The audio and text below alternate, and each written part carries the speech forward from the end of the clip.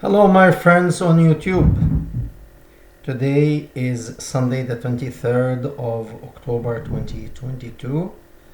Today's video, I decided to call it Women of Iran Put the End of Islam. What's happening in Iran now? I'm going to tell you what I feel as a person from this region who lived in these countries and know the culture and have a feeling to what is really going on in this area, probably more than average Western person who is from a different culture. So what's happening in Iran now is very interesting because it is women who are taking the initiative to make a change. And interestingly enough, Iran is the very same country that in 1979 it was the very first country to declare itself as an Islamic nation. It was a religious country, based its constitution and its laws on Islam. And that was a very interesting experience.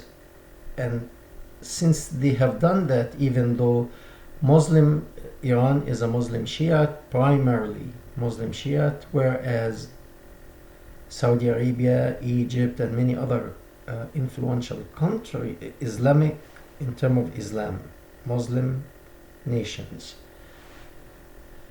they are mainly Sunni.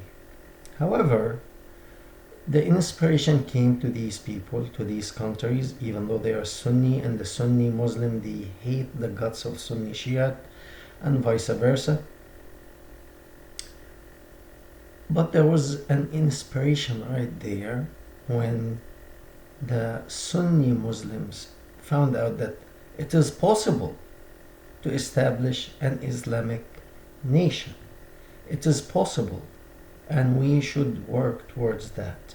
And since this time, the Sunni countries led by Saudi Arabia then, they spend tremendous amount of money and efforts, and they send people east, west, north, and south to each and every country, Muslim and other, and Buddhist and Hindu and Christian, Jewish, trying to Islamize everybody.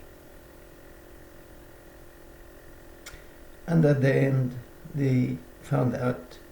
I respect the Crown Prince of Saudi Arabia because on his own,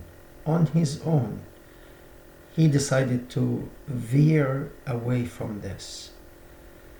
And it's a very wise decision, because if he doesn't do that, he will be removed.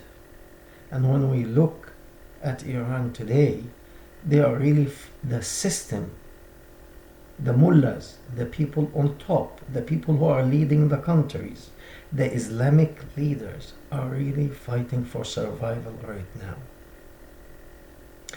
And interestingly enough, few times the Iranian people actually didn't want this system. Once they established it, they thought it will help them with their problems. But they removed one bad system and they brought a terrible system. And now they want to get rid of it. They tried before, but it was mainly men who tried to get rid of that system, and they failed. Now we are really in a very interesting time, because the people who are calling for the destruction of this system are women. And it has been a while since they started, and they are not stopping, and that is very dangerous.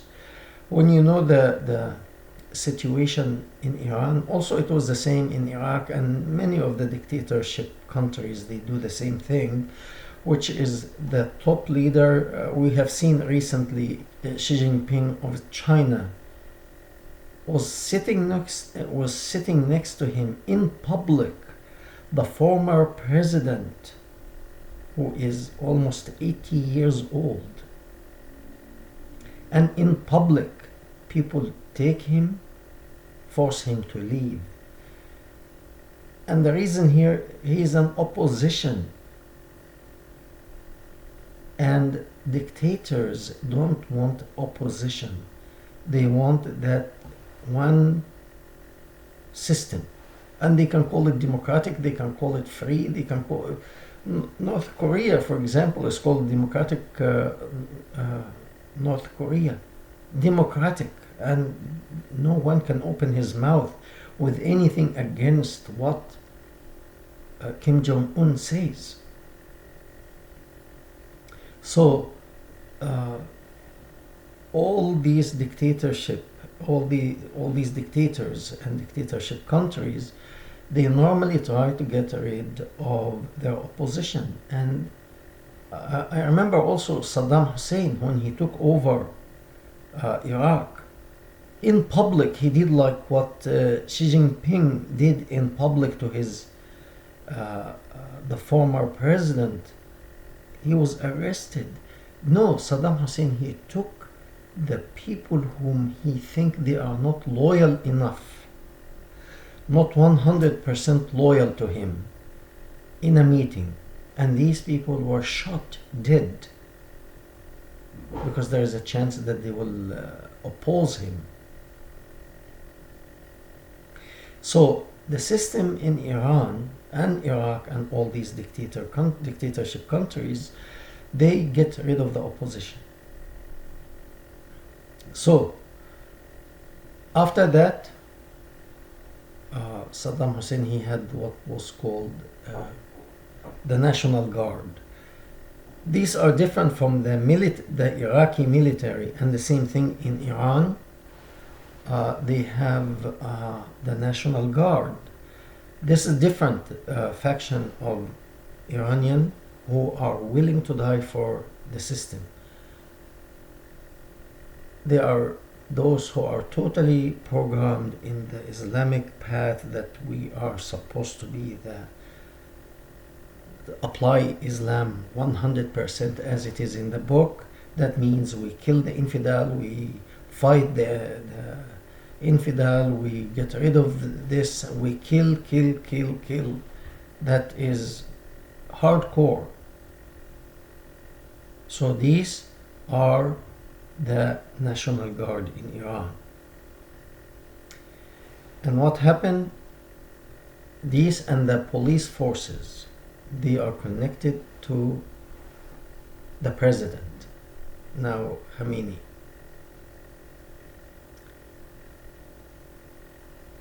Whatever he says, these people will make sure to apply it. It doesn't matter who pays the price, it doesn't matter how many people get killed, it doesn't matter. Let me make a parallel here between the year 1989 in Tiananmen Square in China. What happened and what I thought it could happen in Iran. And I was very hesitant to say anything, because until now really it could happen that the National Guard, the Iranian National Guard, goes down to the street with tanks and spray everybody there with bullets and fire, burn them alive, and they don't care. They don't care. This is what happened in Tiananmen Square in 1989. The army is under the leadership of the leader. If the leader gives an order, the tanks go down in the street and shoot whoever you see, they will do that without hesitation. And this is what happened in 1989 in Tiananmen Square in China.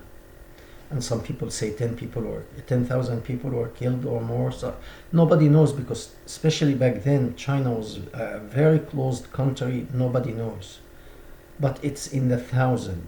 They killed students in the thousands. And could Iran do that? The time changed. that does not mean they cannot do it, but 1989 there was still no internet, no social media. Things were done in the traditional way, word of mouth, and not so many people could be in that Tiananmen Square to really take photos and supply the real truth of what happened. There was no cell phone that everybody can take a video and send it to other people on the internet and stuff like that. That was not the case in 1989. Today, if this happens, the world will know right away, and then they will not have any high moral ground to speak. So it's doubtful that they will do that. However, it's not 100% guaranteed that they will not do something like that. One more thing. In 1979, when the Islamic State took place under the Ayatollah Khomeini in Iran,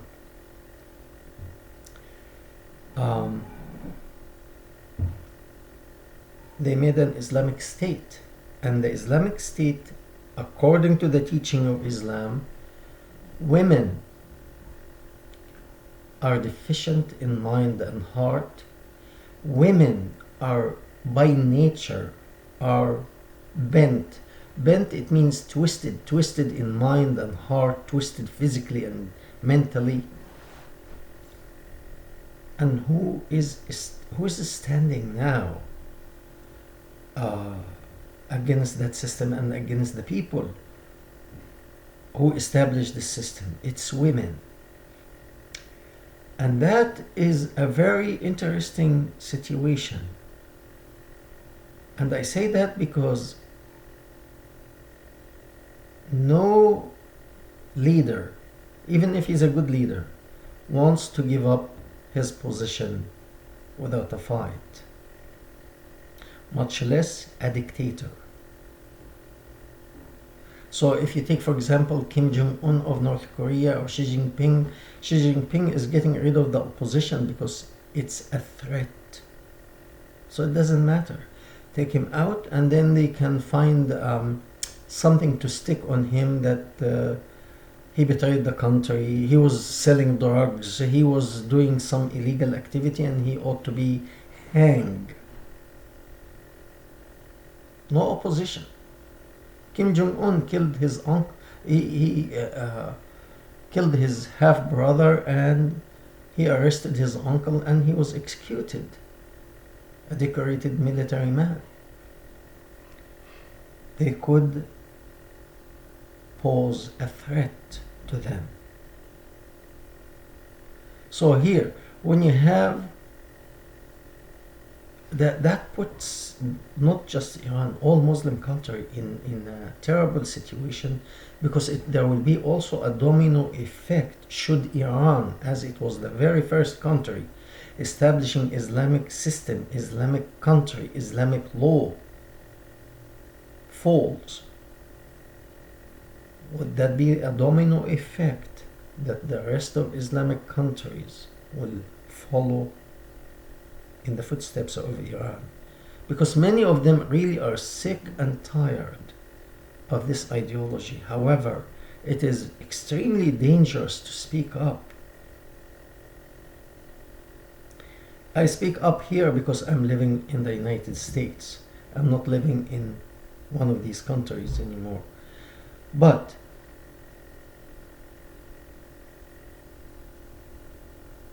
those who speak, they are normally arrested, put in prison, and oftentimes killed. And even their families don't know where they have gone, if they are alive or dead. They don't. So now, if, and I hope this will happen, because the people, men and women, also men are supporting the women in that fight in Iran, are standing up until now, protesting, calling for the death of the leader of the country. That means we don't trust you anymore. We want you out. We want you dead. We want you dead. That's what they are saying. That's not what I'm saying. They are saying we want you dead. And they are carrying on. And the question here, will they succeed? I hope so. Many people now are, Iran particularly, saying that the United States is aiding the opposition in Iran. And my response to that, I hope so. I hope Canada, Mexico, I hope all countries, East, West, North, South, Europe, Africa, Asia, Australia, the Americas, everyone help to bring down that system. And after that, we can see a domino effect to end up this system once and for all.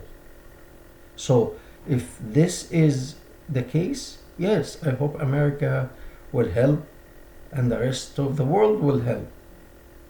Why do you think I'm making these videos? I want to see Islam gone. So if it's the first step in Iran, yeah, let it be. So, but the thing here, the Kurd women in Syria and Iraq during when the Taliban took over, I'm sorry, the what it was called, ISIS took over big area of Syria, Iraq, and they established the Islamic Caliphate. The Kurd women were trained to fight, and that was a nightmare for the ISIS soldier to be killed by woman. If he is killed by a man, it's okay. He can rest and he can be called martyr by his friends, and he goes to the heaven and he gets his 72 version. But if he is killed by a woman, he gets nothing. He died in vain. He was killed by a deficient person, because Islam calls women deficient in mind and heart, and call women like a twisted rib. She is twisted by nature. She is bent to like the rib of the rib cage. At the end, it's bent.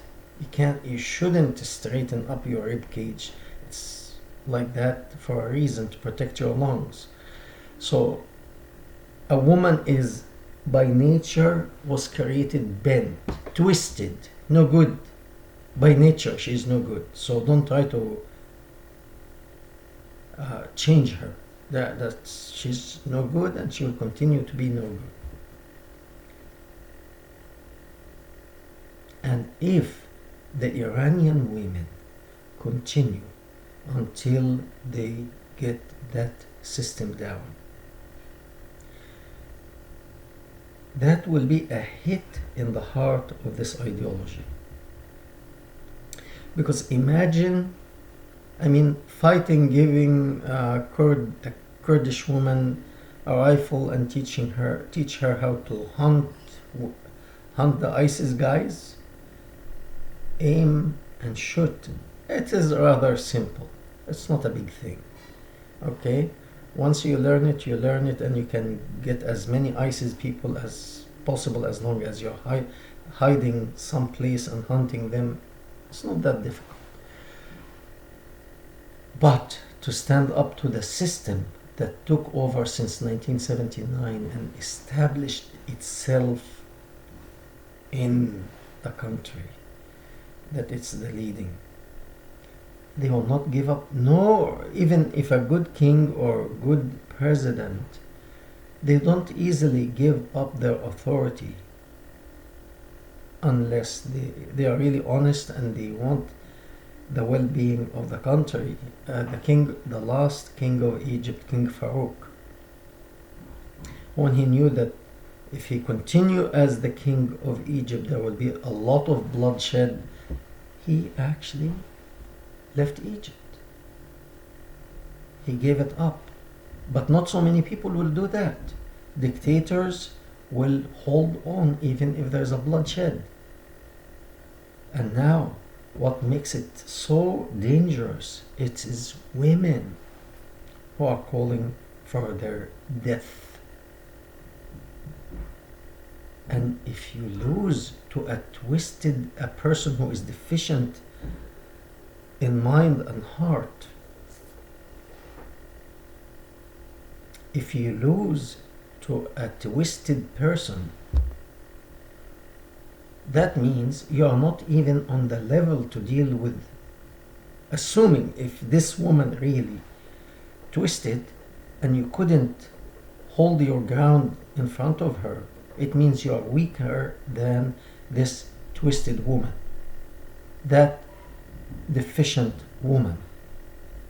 And if it's either that or your ideology is deficient, one or the other, there is nothing else in between. And that is why the situation is really interesting. We just keep watching and hoping.